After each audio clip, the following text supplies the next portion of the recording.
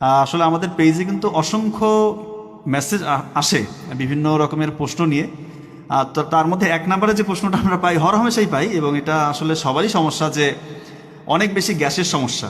এটা কিন্তু দেখবেন যে হাইপার অ্যাসিডিটি, গ্যাস্ট্রোএসোফেজিয়াল রিফ্লাক্স ডিজিজ, যেটাই বলে না কেন, গ্যাসের সমস্যাটা আমার কাছে মনে হয় যে প্রতি পরিবারই কারো না কারো এই গ্যাসের সমস্যা আছে। ইভেন আমরা সবাই জীবনের কোনো না কোনো এক মুহূর্তে এই গ্যাসের সমস্যায় ভুগে থাকি। তো আমি আমার বড় ভাই ডক্টর নাবিল ভাইকে বলতে চাই যে আসলে কি কারণে গ্যাসের সমস্যাটা বেশি হয়, এবং কি করলে পরে গ্যাসের সমস্যা থেকে মানুষ আসলে গ্যাসের ওষুধ না খেয়ে, অর্থাৎ অ্যান্টি আলসারেন্ট ওষুধ না খেয়ে ভালো থাকতে পারবে। ভাই থ্যাংক ইউ। আচ্ছা। ওকে, আসসালামু আলাইকুম।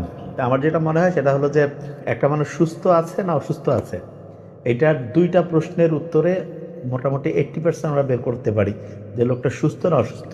তার মধ্যে প্রথম যে প্রশ্নটা, যে তার অ্যাসিডিটি আছে কি না, এটা এক নম্বর প্রশ্ন।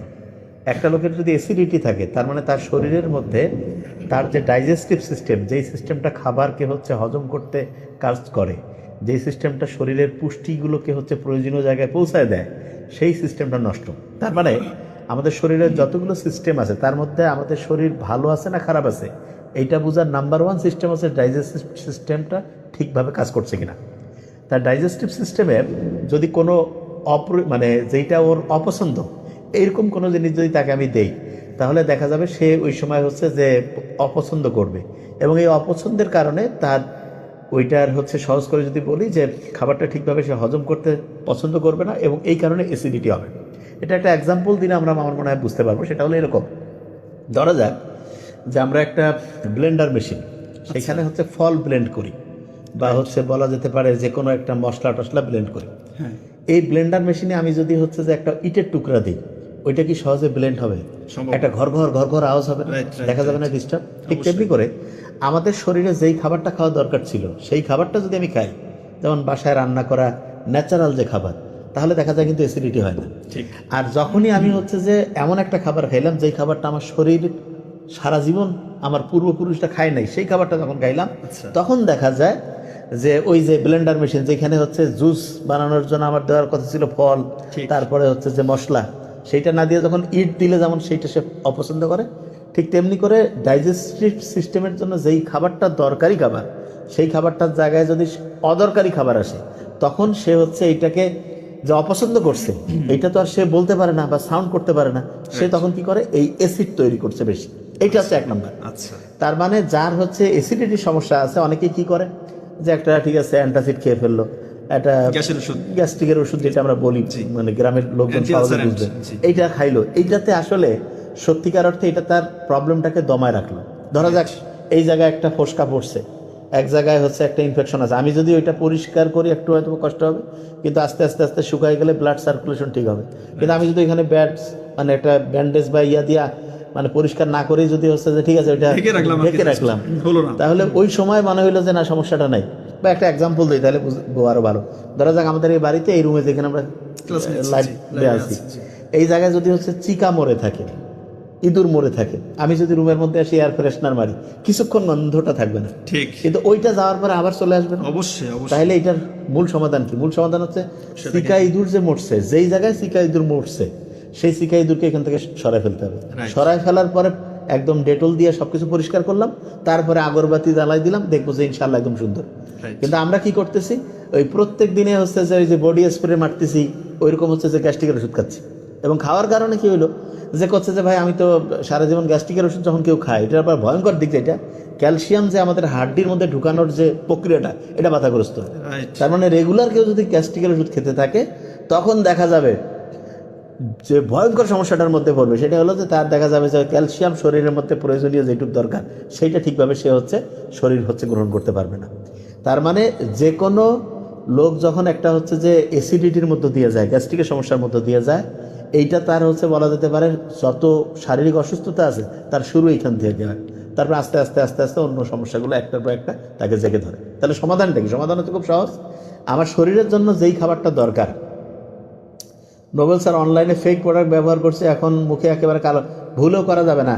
আমাদের এই পেজ, এই যে ডক্টর নোবেল আমার ছোটো ভাইয়ের যে পেজ, 4 মিলিয়ন যে ফলোয়ার, এবং আমাদের আরেকটা ডক্টর নাবিল ওটা সম্ভবত 4.3 মিলিয়ন। Right. আরেকটা আছে ডক্টর নোবেল অফিসিয়াল, Dr. ওটা Noble সম্ভবত Official, জি। 8 লক্ষের বেশি।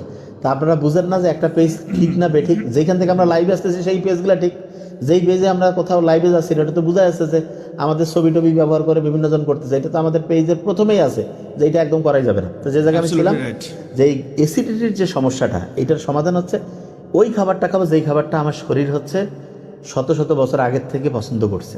সেটা কোনটা? Green vegetables. তার মানে ওই যে ট্রাফিক লাইটের মধ্যে যে ইয়াগুলো দেখি আমরা, হলুদ, সবুজ, তারপরে হচ্ছে লাল, এই যে ফল টল যে আছে যেইটা মাটি থেকে আসতেছে, হ্যাঁ, এই খাবারগুলো খাবো।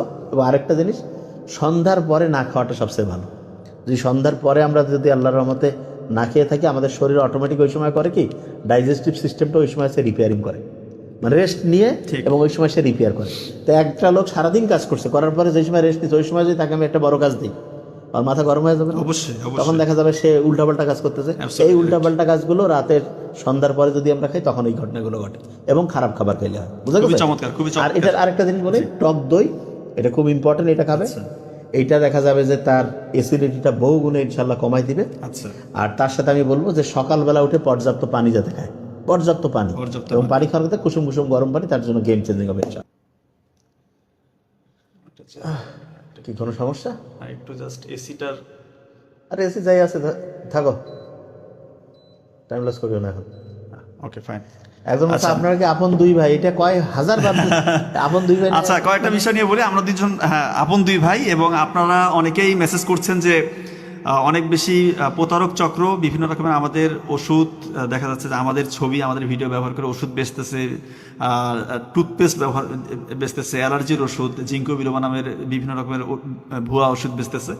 তো আমরা আমাদের পেজ থেকে কিন্তু অসংখ্যবার এটা নিয়ে লাইভে এসেছি, পোস্ট করেছি অসংখ্যবার, এবং পিন পোস্ট করা আছে। ঠিক আছে, আপনারা এটাতে অবশ্যই নিজেরা সতর্ক থাকবেন, এবং আপনাদের যারা শুভাকাঙ্ক্ষী তাদেরকে সতর্ক করবেন। ঠিক আছে, ভুলেও আমাদের নাম ব্যবহার করে আমাদের ভিডিও দেখে অন্য কোনো পেজ থেকে কোনো কিছু আপনারা কিনবেন না, কিনলে কিন্তু ধোঁকা খাবেন। কারণ এগুলো সবগুলো প্রতারক চক্র সক্রিয়ভাবে এটাতে কাজ করছে, এটাতে তারা অনেক বেশি ইনভেস্ট করছে এবং আপনাদেরকে ধোঁকায় ফেলছে। আমরা বারবার বলার চেষ্টা করছি, আপনারা আমাদের পেজগুলোতে একটু ঘুরলেই দেখতে পাবেন। স্পেশালি আমাদের যে ডক্টর নোবেল পেজটা, এখানে কিন্তু এখনও মনে হয় প্রথম যে পোস্টটা পিন পোস্ট করা আছে এই বিষয়ে আপনাদেরকে সতর্ক করার জন্য। এরপর আপনারা আসলে আমি জানি না কী কারণে আপনারা আমাদের ভিডিও থেকে দেখে বা আমাদের ছবি দেখলেই আপনারা দেখা যাচ্ছে কোনো কিছু কিনে ফেলতেছেন। আসলে আপনাদেরকে বারবার বলবো যে এখন এআই প্রযুক্তি এতটাই, আমি বলবো যে একই সাথে অত্যাধুনিক এবং বিভ্রান্তিকর। মানুষ আসলে ধোকায় পড়ে যায়, বিভ্রান্ত হয়ে যায় যে আসলে কোন মানুষটা রিয়েল ফেক এটা বুঝতে পারে না। এই জন্য সব থেকে বোঝার সহজ উপায় হচ্ছে লাইভ প্রোগ্রামগুলো দেখলেই কিন্তু আপনি বুঝতে পারবেন যে এই পেজগুলো থেকে যদি লাইভে আসতেছে তার মানে এগুলো হচ্ছে রিয়েল পেজ। আপনি দেখেন তো আমাদের এই পেজগুলো থেকে এরকম কোনো কিছু আছে কিনা, তার মানে আপনি ভুলেও এরকম কোনো কিছু নেবেন না।